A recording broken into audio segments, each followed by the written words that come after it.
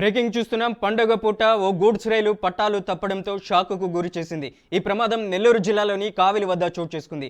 ఏ goods రైలు విజయవాడ నుంచి తిరుపతి వెళ్తుండగా పట్టాలు తప్పినట్లు తెలుస్తుంది. 2 బోగీల్లో ట్రాక్ పైకి రావడంతో ఆ మార్గంలో రైళ్ల రాకపోకలకు తీవ్ర ప్రభావం పడింది. ఈ సమాచారం అందుకున్న రైల్వే శాఖ అధికారులు ఆ మార్గంలో వెళ్లే రైళ్లను స్థానికంగా ఉన్న రైల్వే స్టేషన్లో నిలిపివేశారు. వెంటనే సంఘటనా స్థలానికి చేరుకుని రైల్వే ట్రాక్ పునరుద్ధరణ చర్యలు చేపట్టారు. గూడ్స్ రైలు పట్టాలు తప్పడంతో ఆ మార్గం గుండా వెళ్లే ప్యాసింజర్ రైలు ఆలస్యం కావడంతో పండుగ కోసం ఇళ్లకు వెళ్లే ప్రయాణికులు తీవ్ర ఇబ్బందులు పడుతూ ఆందోళన వ్యక్తం చేస్తున్నారు.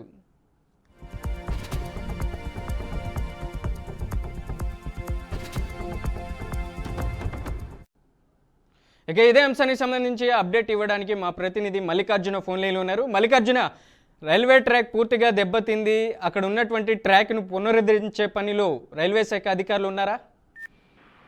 Good morning Manoj. ఈరోజు నెల్లూరు జిల్లాలోని తెల్లవారుజామున కావలి రైల్వే స్టేషన్ సమీపంలో ఒక గూడ్స్ రైలు పట్టాలు తెప్పింది. అయితే ఈ గూడ్స్ రైలు విజయవాడ నుంచి తిరుపతి వెళ్తుండగా ఈ గూడ్స్ రైలు పూర్తిగా పట్టాలు తప్పడంతో అక్కడ బోగీలు కూడా కొన్ని చెల్లాచెదరైంది. దీంతో అధికారులు కూడా అప్రమత్తమై వెంటనే ట్రాక్ పునరుద్ధరణ కూడా చర్యలు చేపడుతున్నారు. అయితే కొద్దిగా ఈ ట్రాక్ పునరుద్ధరించడం వల్ల కొన్ని ట్రైన్స్ కూడా ప్రజలకు కూడా కొంచెం చాలా వరకు ఇబ్బందికి గురయ్యారు. మార్గం మధ్యలో ప్రయాణించే రైలు కూడా ಸ್ವಲ್ಪ అంతరాయం కావడంతో ప్రయాణికులు ఈ పండగ పూట చాలా ఇబ్బందులకు గురయ్యారు. మల్లికార్జున, అలాగే ఏ సమయంలో ఈ ప్రమాదం చోటు చేసుకుంది? రైల్వే ట్రాక్ దగ్గర ఎటువంటి రైళ్ల రాకపోకలకు అంతరాయం ఏర్పడుతుంది? తెల్లవారుజామున 5 గంటల నుంచి ఈ ప్రమాదం జరిగింది. అయితే ఈ ట్రైన్లు కూడా రాకపోకలు విజయవాడ నుంచి తిరుపతి వెళ్లే ట్రైన్లు కూడా చాలా వరకు ఉన్నాయి. అయితే దీనివల్ల నుంచి సుమారు 1 అవర్ దాకా ట్రాఫిక్ కూడా పూర్తిగా అంతరాయం కలిగింది.